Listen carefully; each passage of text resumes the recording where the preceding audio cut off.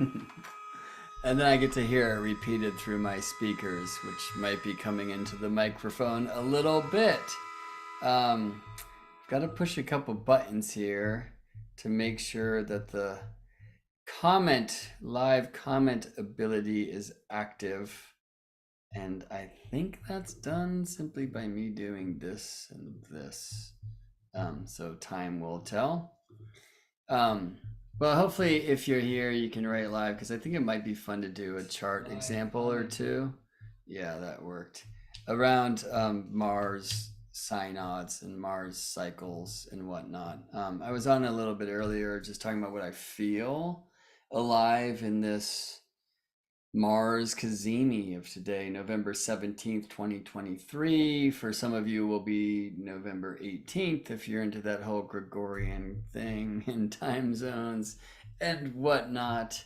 But we are in a amazing alignment of Earth, Sun, and Mars. And because Sun is meeting Mars, near Mars's south node, there's a very strong alignment of like heart of Earth, heart of Sun, heart of Mars. I was pontificating about this and the invitation to rip open the authentic human heart and its experience and its expression, and learning to control that power of our feels in such a way that they can be expressed and received rather than expressed, and like a tidal wave that'll knock another one over. And I feel that in this Scorpio Mars invitation.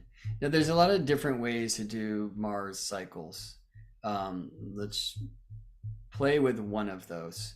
At NCGR San Francisco, where I'm the president of the board, we just hosted Adam Gainsbourg, who's been doing some amazing work on Mars cycles, and where we're born in the Mars cycles and what that might say about us and how we operate. I first learned about the Mars Synodic cycle from Daniel Jamario at then the Shamanic Astrology Mystery School, now the Turning of Ages Mystery School. And he does it a completely different way. Like Daniel actually starts when Mars is closest to Earth, and that is Sun opposite Mars, the middle of Mars's retrograde period. Adam starts when Mars first becomes visible as a morning star, heliacal rise. It's kind of hard to get your finger on exactly when that is because it's going to be experienced differently in one place on Earth than it is in another. So we just come up with kind of a degree difference between Sun and Mars and say it's then. Kind of Adam likes looking at these conjunctions, like Sun conjunct Mars, to be the conception or inception of the cycle, but then waiting for Mars to become visible after this time to describe when Mars is kind of visibly reborn. And in his system, he's looking at a 15-degree separation between Sun and Mars, and so that will be sometime around here on January 8th with Mars in Capricorn. So I believe in Adam's work, he's looking at this thing conceived in Scorpio, but kind of being born in Capricorn. I like working with the conjunctions, just like I personally like working with the moon sun conjunction for new moon, even though unless it's an eclipse, there's no moon for your eyes at all. There's something about the alignment of the hearts, right? There's this ancient term, kazimi. So you see that written here, Scorpio, Mars, kazimi, which means the heart is in the Mars and is in the heart of the sun. In this case, the alignment is Earth, Sun, Mars. Mars as far from us as possible. Let's actually look at that here in solar system scope. Hello, check, mic check. This thing seems to be quite low. You know what, let me just read that cord out and it'll change my mic, and so that will sound different, but hopefully okay. This is the brilliant solar system scope software. So here it is today, Earth, Sun, Mars. Mars at apogee, which means far from Earth. And that's always true when Sun is Mars, conjunct Mars in our zodiac, Earth zodiac, right? It always will be Sun and then Mars far, far away and hidden under the beams of the Sun. But somehow Cazimi, it's like the heart of the Sun is channeling Mars through to us. And I love that image. But let me show you the astronomy of a Mars synodic cycle. I'm going to put this way, right, and arranging them from Earth so that Sun and Mars are kind of up in this place that we often draw as Scorpio or even late Scorpio, this idea of like a so-called natural zodiac or an Aries zodiac wheel. I might just stop and check in with the live chat and ask if anyone would be courageous enough to reply and let me know if I sound okay, like is the volume all right? Elle's writing, my audio is great, thanks. I wonder if that was a statement for before I pulled that plug. Anyway, here we go. Oh, I'm just reading from Stephanie here. I wish we had a birth time for Andre 3000. He released a new album today on the Cazimi, the Sun-Mars conjunction. All woodwinds and flutes and no bars, right? No rhymes. Interesting. Yeah, I mean, something like that might help you rectify a birth time for Andre 3000. Hey Mani, thanks for saying good. Cool. All right, so let's get back into this. So the Sun-Mars cycle, it varies from one Sun-Mars conjunction to the next and the periodicity, but the average time is 780 days, which interestingly is the Mayan number for Mars. It's three Solkins, or if you're familiar with the sacred counts of the different Mesoamerican traditions, the 260-day sacred count, 260 times 3 is 780. So the Sun-Mars cycle, the period between consecutive Sun-Mars conjunctions. Let's just go to the next one. Actually, let's go to the last one. Sun was last conjunct Mars in the sign of Libra, October 7th, 2021. So if we add 7, let's ask Siri. What was 780 days after October 7th, 2021? November 26th, 2023. So we're, what, 9 days shy of 780 in that case. Let's I like science. This one might be a little sciencey, by the way. I already recorded a video before that was way more heart and myth than that. Now I'm showing up with the glasses on, friends. You know what that might mean. All right, so here was the previous one, September 2nd, 2019. Look, in Virgo. Interesting. Wait, Virgo, then Libra, then Scorpio? Huh. Does Mars just have conjunctions with the Sun moving through one sign at a time? Let's go back to the one before that. Leo. Huh, and the one before that. Gemini. We skipped Cancer. Anyway, let's look at this. What is 780 days after June 14th, 2015? August 2nd, 2017. So that's well after this time too. Maybe I have to throw this 780 day thing out the window. So here's this Leo conjunction. What's 780 days after July 26, 2017? September 14th, 2019. Again, this one's well short of that time. Huh. What's 780 days after September 2nd, 2019? October 21st, and here we have October 7th. They've all been well short, and we already saw what's October 7th, 2021 plus 780 days.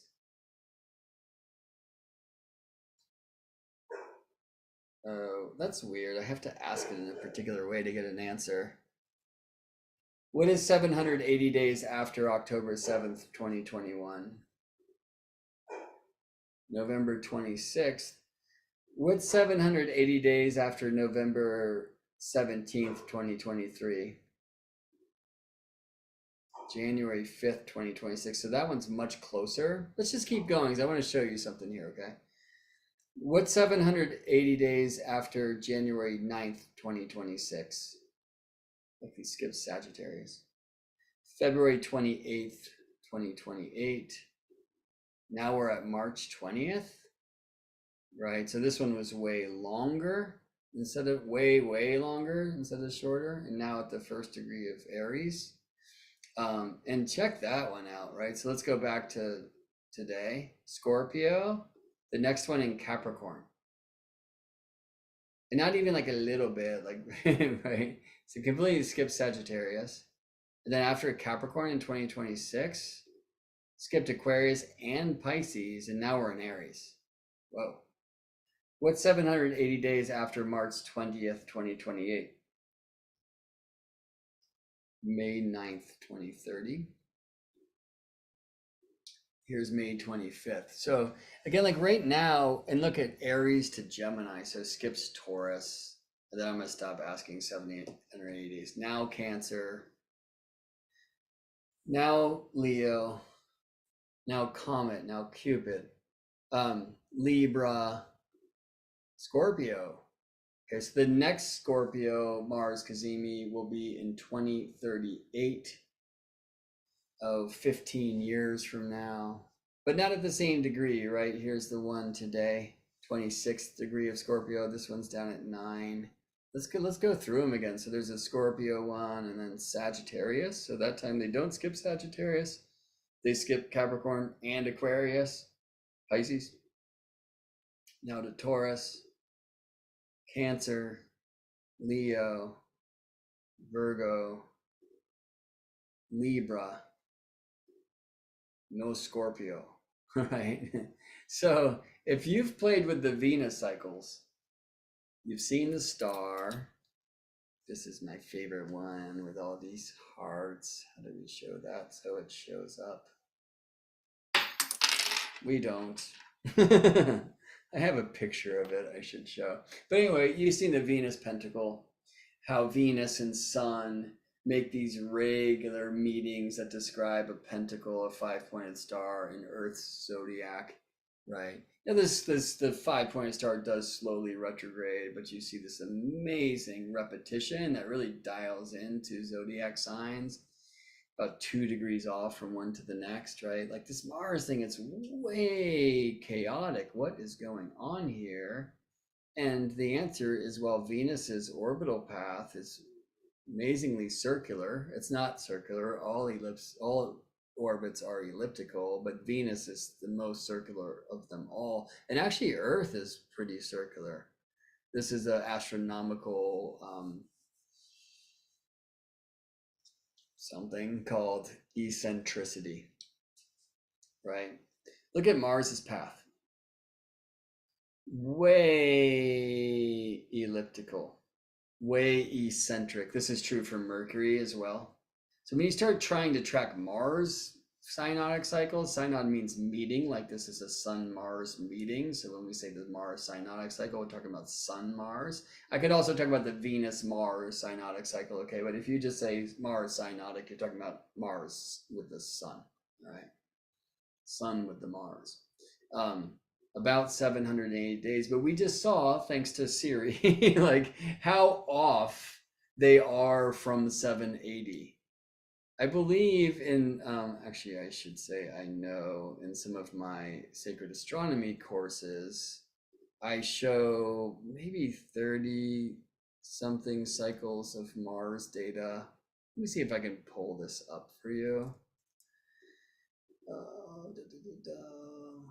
I should be able to get something here. Exterior planets, cool.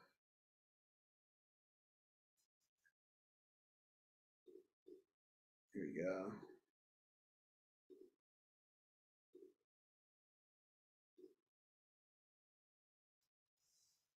So there's Mars. So the average time between consecutive Sun-Mars conjunctions, 779 days. Okay, but I looked at 30 cycles, and the low number was 776, and the high number was 803. That seems way off to me. because we just saw much greater deviation from 780. If Siri wasn't just like, well, frankly, fucking with me to embarrass me at my YouTube channel. Which, if I was Siri, I probably would do a bit, right? It's not like command me around and make me do your math for you, you lazy human. Who knows? Anyway, it's interesting that in some regards, you can look for a few of these cycles and you're like, oh, the Sun Mars thing, and like 780 days later, it's like in the next sign and then the next sign, and then he skips two of them, right? Like the whole orbital thing is quite chaotic. Um, it makes Isabel just bark and go crazy. Isabel has powerful Mars and Aries, and like at least a T square with a Libra Sun and a Capricorn Saturn, and probably the full Grand Cross with a Cancer Moon. You can hear it there. Everything's gonna be okay, sweetie. I know Mars Cazimi, but they're trine Neptune. And so, what makes one cycle different than another? Many things. Where does it start? Okay, well, when does it start? So let's go back here again. I like to begin them here, even though it can't be seen. We don't know it exists. I have some faith in the mathematicians and the astronomers who, write the ephemerides that are written into softwares like this and like this to help me see conjunctions. Now, we might find out that we're not doing it right and they need some update. That's happened many times throughout our astronomical history, and I honor that. All right. And I'm very much a sky guy, as I think you know. So for planets that I can see with my naked eye, like Mars, well, frankly, I miss Mars. It's been a long time since Mars has been hidden in the sun's light. But I do honor this heart of sun, heart of Mars alignment from the heart of Earth. That just feels like something to begin with. All right. The next significant part of the Sun Mars thing, well, there's many. One will be, and remember, we're looking from Earth's point of view. So here's like, from the sun's point of view, Earth square Mars. Is that from Earth's point of view, Sun square Mars? And look, the answer is no. All right. But one I can easily show you here in this heliocentric model is when here we have Sun opposite Mars. See that? Right, so this is like a full moon. I mean, geniusly, I stopped basically at full moon too, right? Moon fully reflecting sunlight to Earth's eyes, moon on the other side from the zodiac, Earth's zodiac, then sun. And Mars is there too, right? So like a full moon, this is Mars rises at sunset, sets at sunrise. He's up in the middle of the night, on high. Adam Gainsbourg has coined this phase the midnight star, which I love. And this is in the middle of Mars's retrograde period. Mars retrogrades because just like cars appear to be moving backwards on the highway when you're passing them, this is Earth passing Mars on the highway of our solar system, you see? So Mars retrograde is Earth passing Mars. And in the middle of that retrograde, or middle-ish, it's not exactly the middle because of ellipses, but near the middle of that retrograde, the middle of Mars's retrograde period, we have Mars at perigee, closest to Earth. Mars brightest in our sky for this reason. You want to send your spaceships to Mars, not right then, but with anticipation like this. Anyway, that's another very important part of the cycle. And then let's go back to another Mars Cazimi, right? That in a sense would begin another cycle. So I prefer personally kind of like first looking at like a new Mars and a full Mars, if you will. And so we have this interior conjunction in Scorpio, and then we'll go exterior. Sorry, I just spoke Venus, Mercury words. My bad. You cannot have an interior conjunction with Mars. He's an exterior planet. Sun Mars conjunction, and then we'll look to Sun Mars opposition.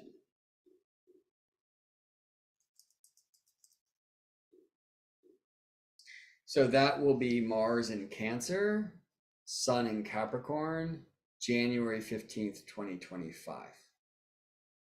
All right. Is that what's half of 780? 390 days from now?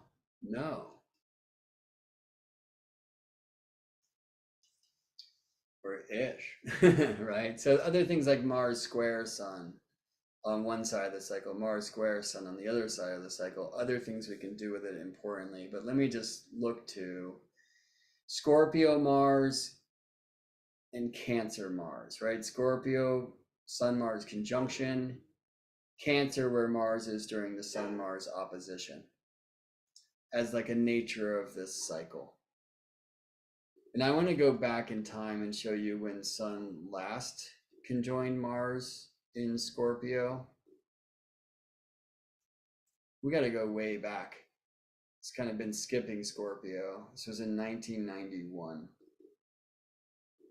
Here, 15.5 Scorpio at that time. It's in a different face of Scorpio.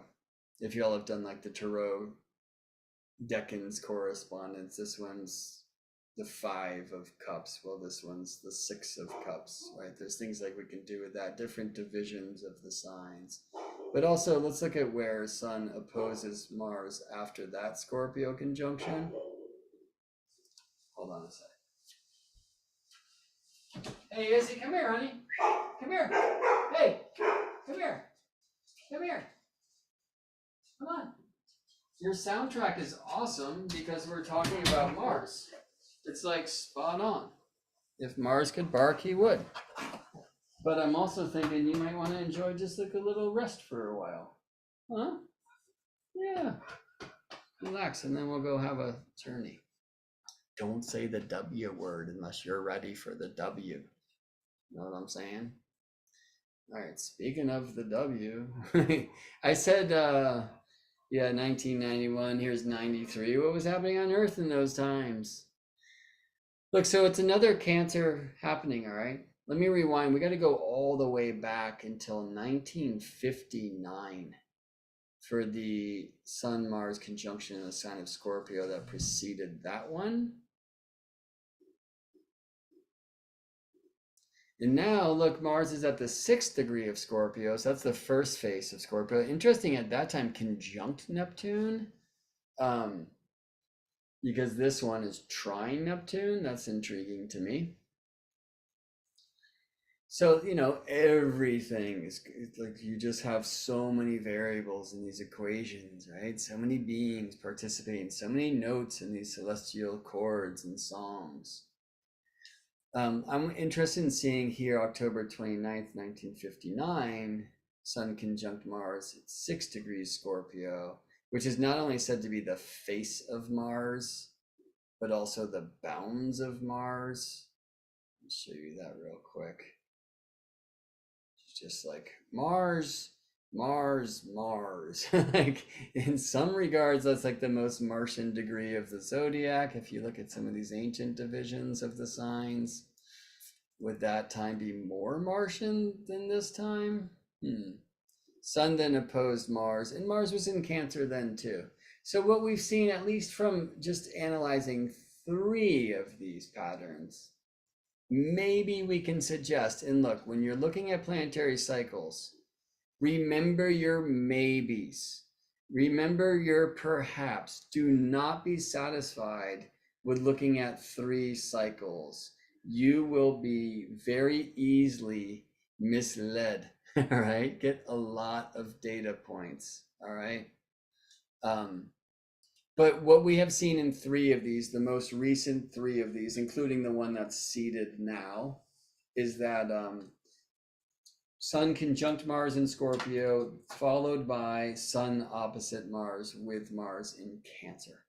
I'm calling this a Scorpio Cancer cycle. We'll speak more about that. First, I just want to honor with what I'm seeing in the chat here. I remember Adam Summer making a case for the opposition being the start of the cycle and the conjunction being the midpoint.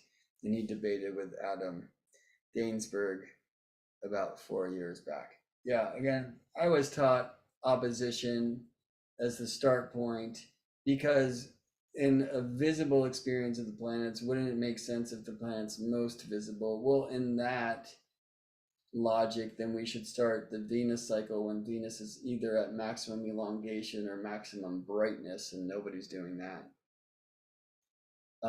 In the ancient ways, you would start the month when the moon first becomes visible. That's a day or two after the moon sun conjunction. How many of y'all are working with waiting to see the sliver crescent young moon to begin the month? Or are you working with moon sun conjunctions, calling that a new moon to set your intentions for the month and the like?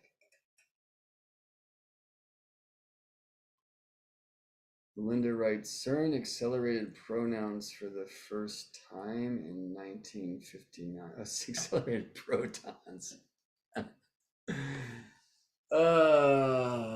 What is happening to this world without and within? CERN accelerated protons for the first time in November 1959. Intriguing. Yeah, it feels pretty Scorpio, doesn't it? It's all underground and right, and very powerful. I mean, I would typically expect some kind of strong Uranus Pluto in that. We did see for the Sun Mars conjunction in 1959. Is that one still up here on the chart? Well, I can get back to it quite quickly. Thanks, y'all, for your amazing wisdom share participation. It's awesome to have you here, especially on no notice as I tend to roll, right? So let's go back to this Sun Mars conjunction in 1959. It's October 29th, 1959. Melinda just taught us that CERN started accelerating protons. In their proton accelerator in November of that year. Look at this one, does have a sextile to Pluto, conjunct Neptune. Of course, it will be sextile Pluto because they've just been sextile Neptune and Pluto. I mean, forever. I would expect to see some kind of connection with Uranus here. Let me even go after that time and look at when Sun squared Uranus. That's November 13th, 1959. Mars is still in the mix, but that kind of feels more like that kind of thing to me. And by the way, when I look at Sun square Uranus, I'm like, all right, well, when did Sun conjoin Uranus? And the answer is August 9th, 1959 in Leo. And now we're playing God. Anyway, so Ariel Gutman was the first to kind of convince me to start working with conjunctions of Venus rather than some 10-degree definition of Venus separated from the sun by far enough that now I can see Venus.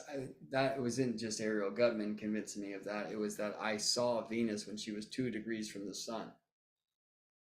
And it was like, wait a second, by longitude. So why should I wait for 10 degrees Venus longitude and describe that as now Venus is visible when with my own eyeballs I saw Venus 2 degrees away according to the chart that I cast? You see what I mean? And then Ariel's like, yeah, well, I just use the conjunctions. Like, we've got the math. We can trust the thing. Can we? That's a good question. I do think for Venus, a 10-degree rule is a decent global number. And that for Mars, probably the 15-degree Hellenistic under the beams rule is probably a good global number. And, act locally, think globally, right? So again, I don't want to say anybody's wrong here. I've just come, and where I'm at currently, I'm working with the cycles as for Venus between us and the sun, retrograde Venus conjunct sun, and then Venus on the other side of the sun, direct Venus conjunct sun. So interior and exterior is kind of a 2 archetypal expression for a Venus cycle. And I'm trying something similar with Mars, where I just look at Sun Mars conjunction, start, Sun Mars opposition, middle of the initiation. In that sense, the initiation, rather Mars disappearing from our eyes, being burned up in the fire of the sun, and you can make some sense with that too, can't you? It's Mars is moving backwards. Which planet would you expect would least like to retrograde? And I suggest Mars, right? I think Mercury probably loves it. He's like, what, you can go that way too? Fuck yeah. right? I'll go up and down, and he does.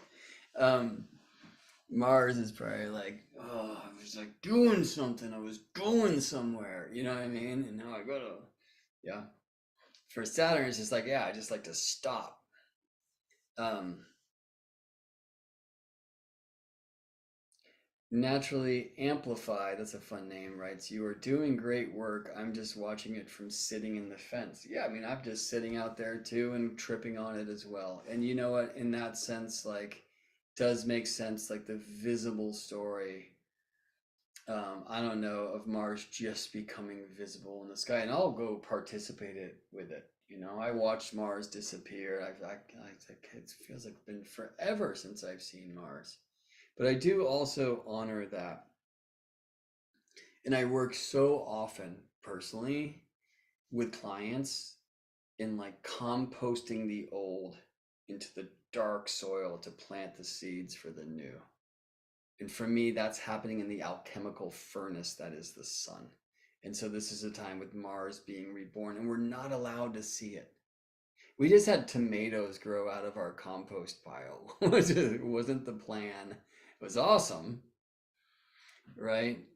But it's like, where'd you come from, right? And we can all imagine where they came from, what they used to be, right? But somehow that whole magic happened, and there's some magic going down, right? In the compost of the thing. That's so for me, it's like I always say this, just because we don't see it doesn't mean we don't be it. That's your only option with the Plutos and the whatnots. But there's something in this kind of hidden Mars, in this place of like burning the old into soil to plant the new. That feels for me quite resonant and powerful and terrifying and all sorts of things. Um, And Mars, at the end of his cycle, he just runs away from the sun full speed, but he can't run fast enough, and the sun will claim him and take him under. Um, I have some fun other things, as long as we're talking Mars cycle, and I have this slide from my class up here.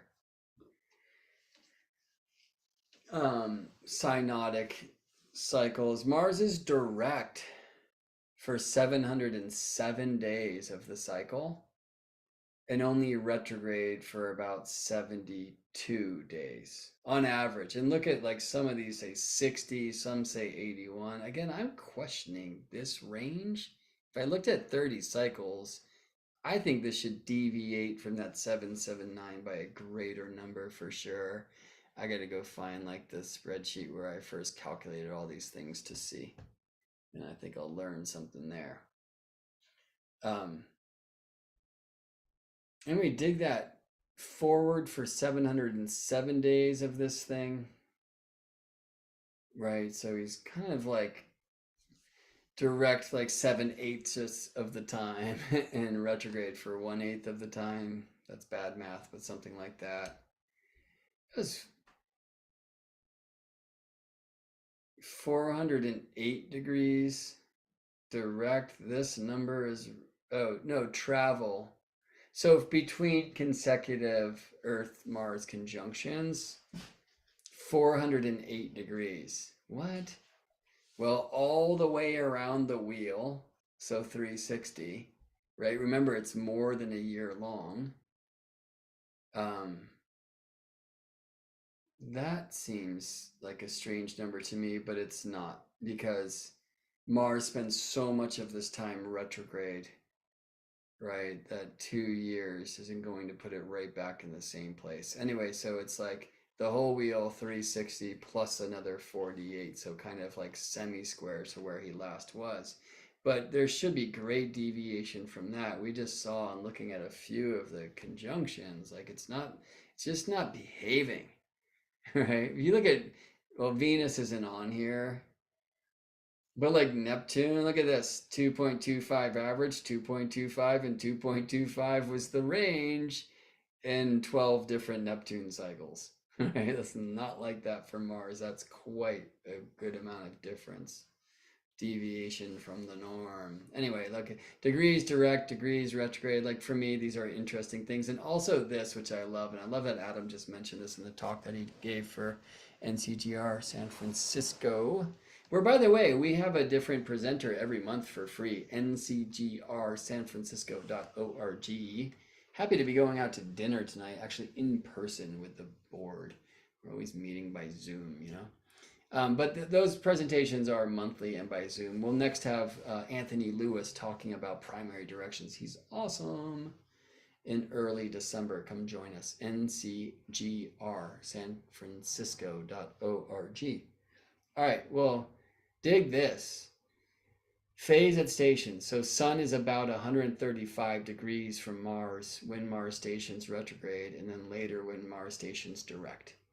And you can see there's a great variance there, but that's the average. It's the sesquisquare. It's the square and a half of a square. It's the eighth harmonic, which is so Martian. I love that.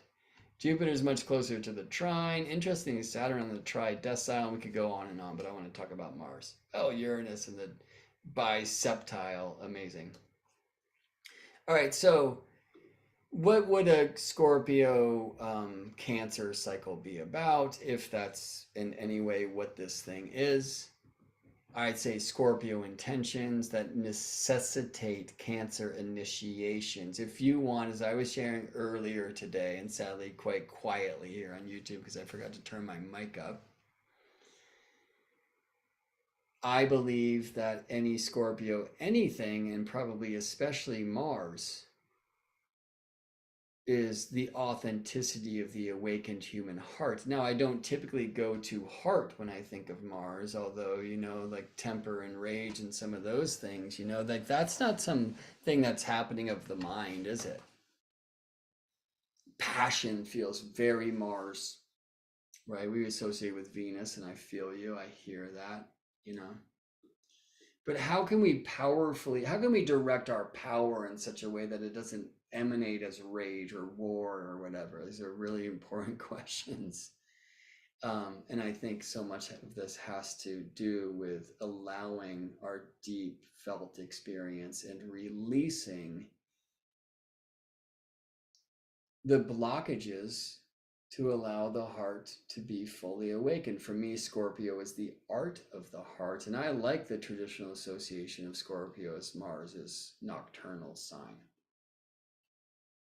Cancer, interestingly, and this is where Mars was when I was born, and if it's true, Cazimi to Cazimi, I was born in a Libra Mars cycle where Mars is said to be exiled. Cancer is a place where Mars is said to be in fall, right?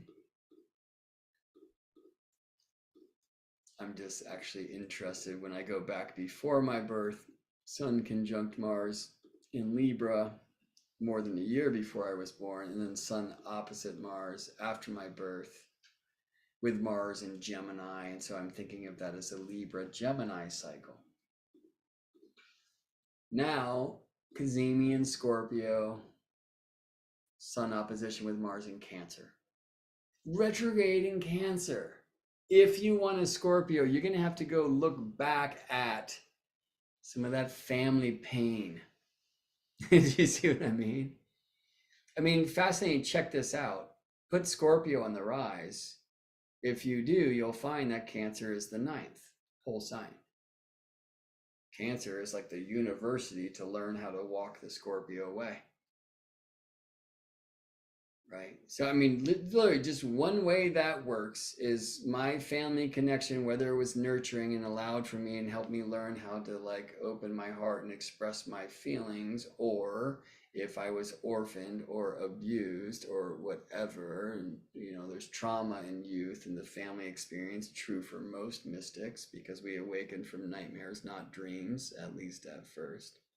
Then we learn to awaken within the dreams, quite important, right? Yes, it's true, we grow through what we go through. This does not necessitate a paradigm of no pain, no gain. Let me remind Scorpio and this Cazimi and myself as I'm going into this 780-day-ish portal.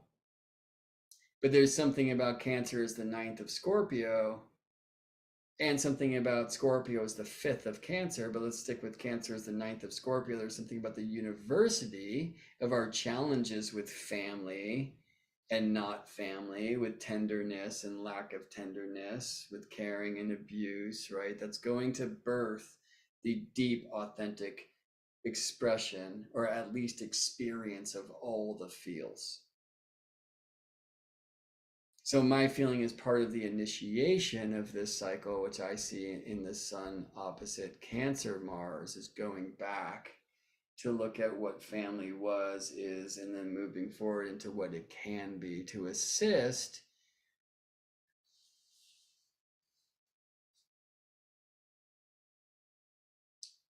the truth that Scorpio is the 5th of Cancer. So if I allow tenderness, if I allow nurturing, if I can find safety, if I water the plants, there is the opportunity for a powerful experience, an empowered experience. Weird Olive just wrote, building capacity to feel. Yeah. Yeah, and I mean, we kind of feel like Saturn in the building capacity is a fun word, isn't it? And I spoke about this earlier before I realized I was being delinquent for a student and had to go. But I feel like less in this case. It depends on where we're at, and we're all in all the places. But less surrender and more allowing. And maybe those are the same thing, but for me, they're like, I'm surrendering to something outside of me, or I'm allowing something inside of me. And so instead, I think with Saturn, I would look much more to like building, and Mars to a little bit more like it's there, just let it, allow it. Yeah, that's me. Um, all right, cool. Let's do a little chart example of where someone was born. And so anybody who wants to be an example, we will put your chart on the screen. I will probably just put the first initial. And so totally understood if nobody wants to do this, we could just throw up whatever chart. I want to look at two things, like what is the cycle, where are you born in the cycle, but also because my current obsession is with harmonics. What is your Sun Mars harmonic aspect? What vibration or frequency are they in? And does that speak to you in any way? So if anybody wants to play, please just type in your birth date, birth time, and birthplace. And you know what? We don't really even need your time or your place. We could just go with your birth date, frankly, for this one. All right, Don, I have your chart, and then Melissa, I'm not sure if I have yours. But I do. Well, they'll do both of yours if you'd like. So, Melissa, if you'd like, add your birth data in the chat there. Don, I actually did just speak your name out loud, and your name is your YouTube name here anyway. So do you feel okay if I just share your chart with your name on it? And I'll wait to see your yes before I share it in that way.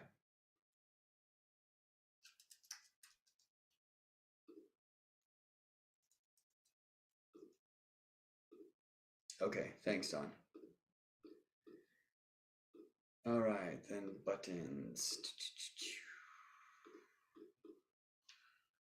All right, so March 12th, 1966. First, let's go do that in this machine, this solar system scope.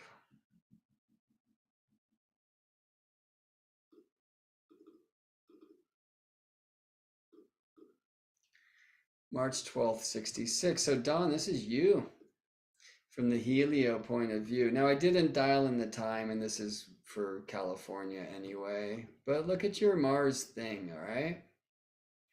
So Mars is not right behind the sun, Saturn is, so you're born during a Sun-Saturn conjunction, suggests the heliocentric model. You are. And look, Sun and Mars are separated by about 10, almost 11 degrees. So this is not yet to this 15-degree number that would talk about when Mars is far enough from the sun that he can be seen You know, it takes a long time actually. What does that feel like? It's going backwards to me. There.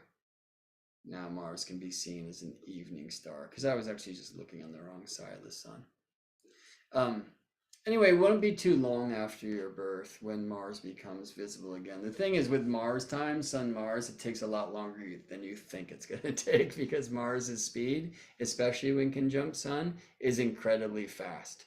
As much as Mars traditionally is said to like Aries, I would suggest Mars also likes fast.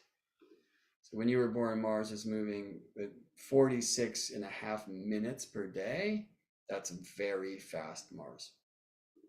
All right, so let's rewind time. You're going to be born at the very end of this cycle. This is when Sun is overcoming Mars. And by the way, I just said something wrong. So let's rewind. Retrograde, here's this March time of your birth. Go back a little further. Here, the sun sets and I can then see Mars. So evening star. And then at some point in our orbits, Mars just gets lost into the beams of the sun. Then we have the exact Sun-Mars conjunction. That's like today. Okay. And then at some point after that, oops, I sped ahead. But Mars becomes visible before sunrise. And the rule that like Adam Gainsbourg and many others like Daniel Jamario are using is a 15-degree separation. Gary Caton being another one of them, many others. I imagine Adam Summer looks at that number for one part of the cycle too. All right, so I'm gonna rewind time. Let me just show you after your birth, Dawn. We get Sun conjunct Mars here in Taurus on April 26th. Like, look at how long it took for Sun to chase Mars down, right? And just close this less than 10 degrees of space. I think I said 11 before. It's 9, almost 10. It's amazing. So I see you born at the very end of a cycle that started way before you were twinkling your daddy's eye here in Aquarius. And interesting with Saturn, I'm not going to get into all of that right now, but Aquarius. And then where did Sun oppose Mars? But in the sign of Mars in Virgo with Uranus, Pluto. So like I'm calling this an Aquarius Virgo cycle. Now, importantly, we looked earlier and we saw Libra, Gemini, we've seen Scorpio, Cancer, and you might think that the trine signs are like the same element or a rule. Here's one that says no, right? Aquarius, Virgo. So my idea for that would be Mars wants to bring you and will bring you and initiate you into, you know, fellowship. I would do much more, by the way, than just this, where we sitting in a reading together around this and talking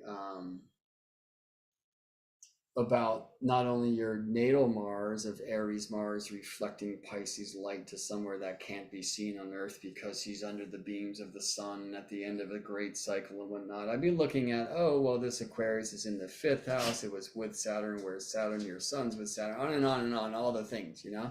But let's just break it down to like, well, what would an Aquarius intention with a Virgo initiation be? Aquarius intention is expansion of consciousness going up and out. The highest air that the planes fly because there's less pressure and we can get the eagle eye overview of all that is, you know. There's this thing about equanimity and equality and that beautiful ideal of the Aquarian mystery. Sometimes that high head, there's not enough heart or feels there. You're strong Piscean, and Pisces trine Neptune chart is going to alleviate that potential in huge ways. Sometimes it won't feel like alleviation though. But what about Mars's initiation in Virgo, if there is any sense to me working with it in this way? Well, how can Aquarius need Virgo initiations? It's like, yeah, go out, be social, engage, but then go integrate, go to the land, right? And if you're into this, like expand your consciousness, that's great. But if you don't have some kind of system, Virgo, and some kind of practice, Virgo, it's just going to all be vision space and won't be actualized, right? And then I see you in Aries Mars. There's a lot of dew reflecting Pisces light, like in your natal code, and in this mysterious place under the beams being composted in a very kind of wise state of this cycle. I'm intrigued to see, Don, just because I'm an astro nerd, that with your Mars at 3 Aries, pretty close to the equator. He had a declination of 28 north, and I'm wondering what Mars's declination was here. And 28 minutes north for you. This is 8 degrees north. There was a chance that they would be parallel, and they're not. Anyway, there's like a little bit. When I want to get into the harmonics, the thing is, when planets are super close like this, it's a hard thing to do, but we're going to try anyway. All right. So how far apart are Sun and Mars? And the answer is not 10 degrees.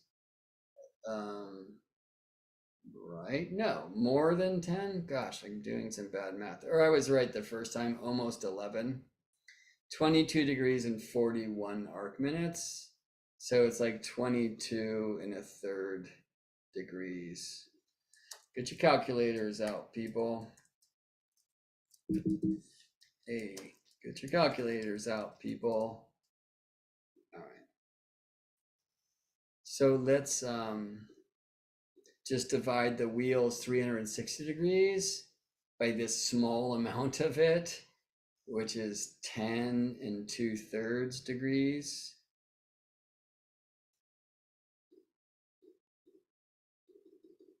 Oops.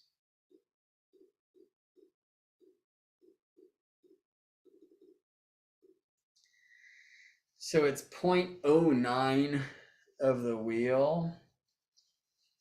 0.11 is 1/9, but this isn't 1/9. It's kind of a 10th. Maybe that's an 11th of the wheel. It is. I multiplied that little bit by 11 and I get 1.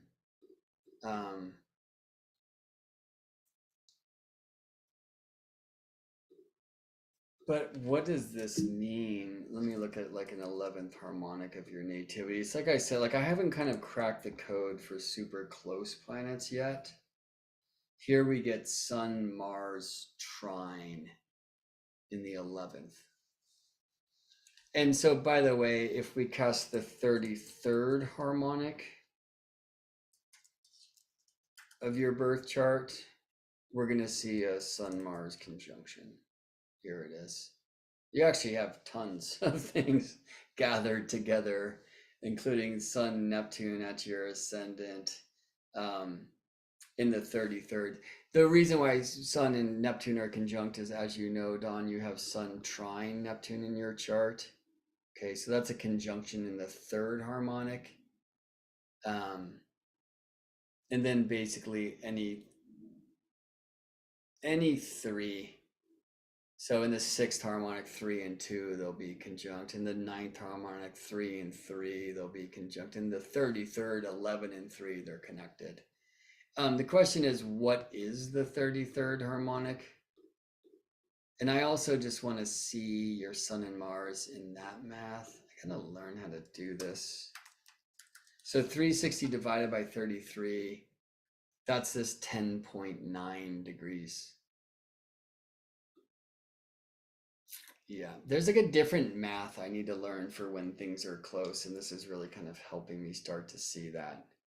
So look, 10.9 degrees. What's 0.9 degrees? But 55 arc minutes. So 1055, yours being separated by 1041, right, is a 33rd of the zodiac. So this is the 33rd harmonic between Sun and Mars when you were born. Now, I might do things like, where is your Mars compared to like the Sun Mars Cazimi way before your birth, and some other things I haven't played with this yet. But I'll just say with 33, 11 they call the outsider, and you can feel a little bit of the Virgo there. For me, it's bringing the outside, the weird, back to the world. It's rude to say it this way, but bringing the magic to the muggles. And with 3, there's the spirit of doing that, or kind of like, in a sense, it's like this cycle and the way it's meant to come through you. And let me honor it as an Aquarius Virgo cycle, if this is the thing. And in your Aries, kind of pioneering Mars, reflecting compassionate, mystical Pisces spirit, there's like a wish to bring the magic of what? The magic of a whole new way that's returned to the land and holding sacred space and bringing that medicine back to the world and the spirit of that medicine back to the world. You know, you've sent me beautiful feathers and plants from your land in Idaho. You know, it's like, it's that. And I see it in your Mars code now that I look at it in this way. Whether it's right or not, you know, here we go. We play. All right.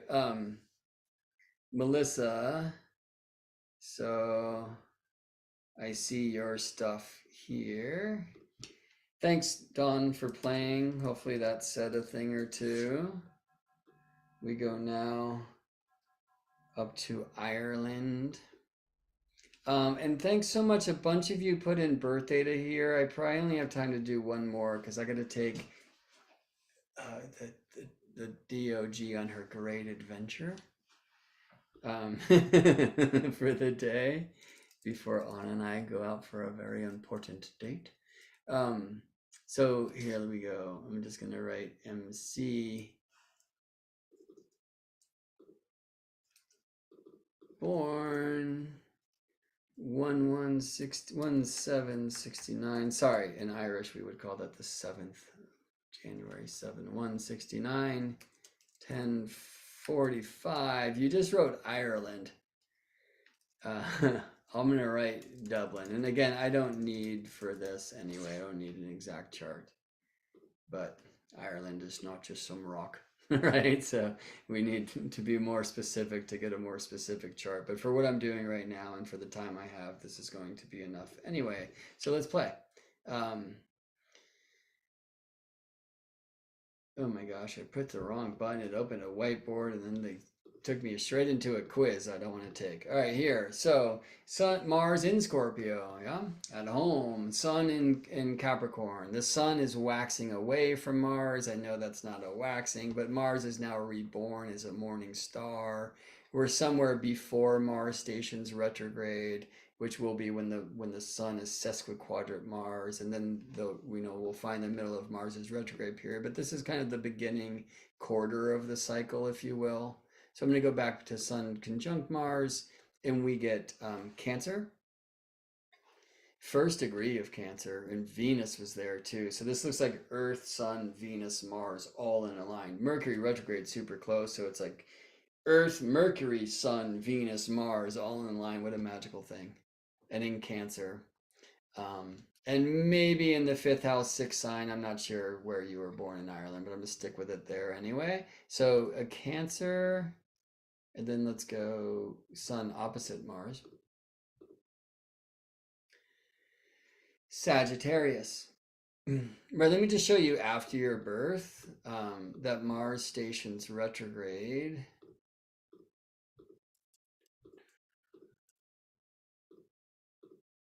Here in Sagittarius in April of 69.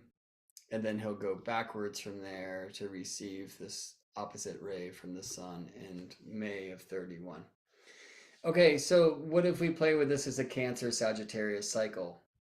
And here, like the last example, Aquarius Virgo, we didn't see trine signs like Scorpio Cancer or Libra Gemini, other examples that kind of showed up, including as I'm playing with it this way, Scorpio Cancer cycle that's just beginning tonight. So trines, right? Libra, Gemini, Scorpio, Cancer. But for our last example, we had Aquarius, Virgo, quincunx. And here the same, Cancer, Sagittarius, quincunx.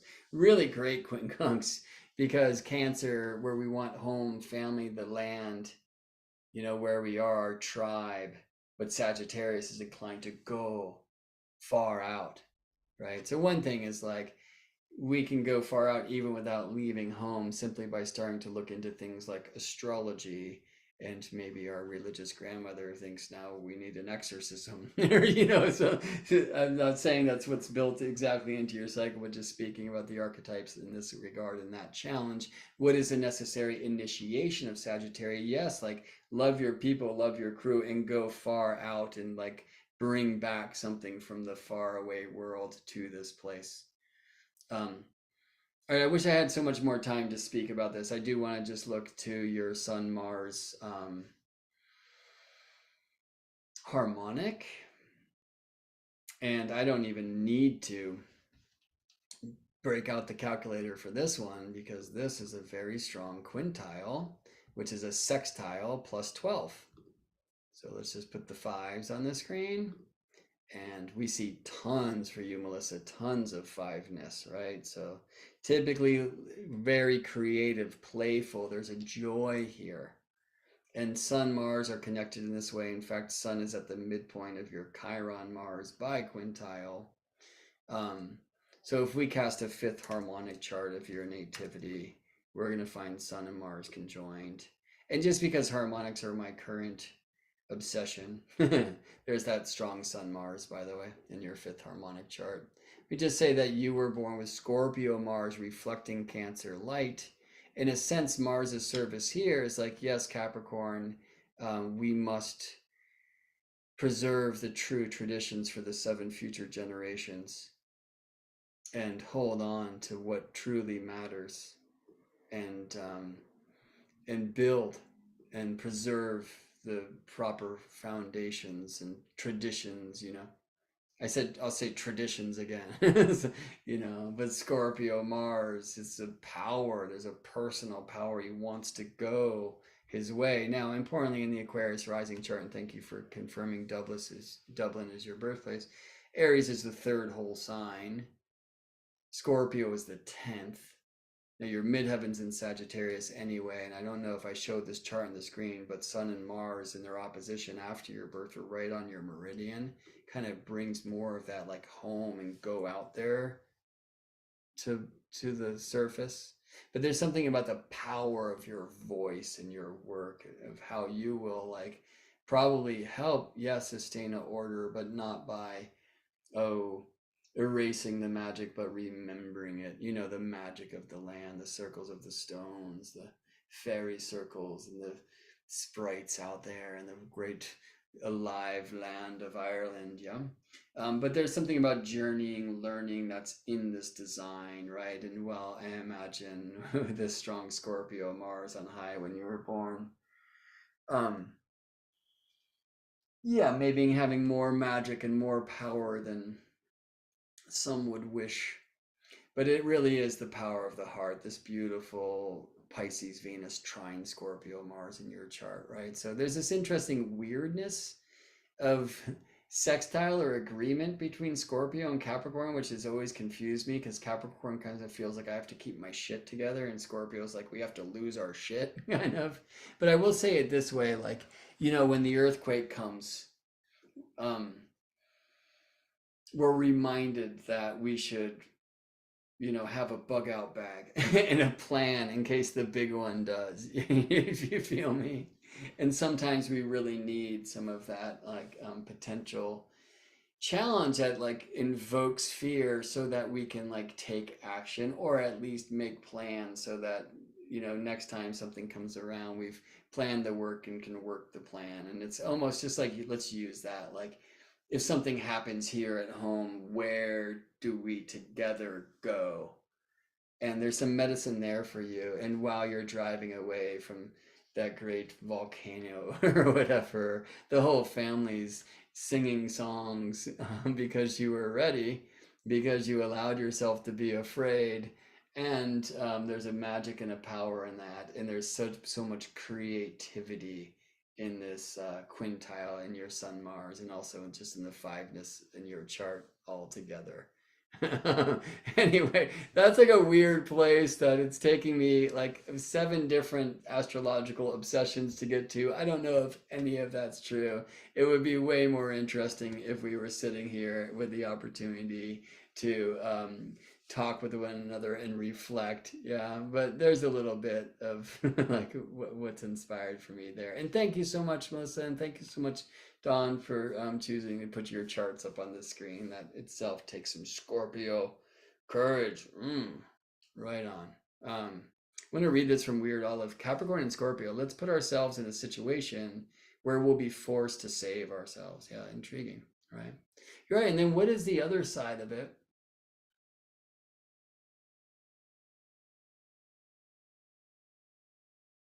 We'll have to be with that for a bit. All right, everyone. Let's go. Hey, Isabel, you want to go for a walk? Now we can say it. Did that sound like a yes to y'all? You want to go for a walk? Does this look like a yes? Yes, you do. Let's do it, honey. All right, it's your time. Thanks for your patience. Thanks for your presence. Awesome to see you here. By the way, super soon I will be announcing places where we can hang out under the stars together. Um, like the Conscious Life Expo in LA, like Eclipse of the Heart in April, like the Norwalk Astrology Conference in May. Please be on my mailing list, geminibrett.com, to hear about that, some online offerings, but also places where we can connect in real life, in person. Wouldn't that be nice? Um, and if you want to support my work and throw a like here in the video, share it around with mystics like us. That would be so incredibly appreciated. You can also book a session with me, as many of you have. It's nice to see some familiar names here at geminibrett.com, where you'll find some other offerings and such. But the greatest gift that you give me, thank you, is the present of your presence, and I'm so happy to unwrap it. All right, let's all go walk a dog. See you in space, y'all. Happy Kazimi.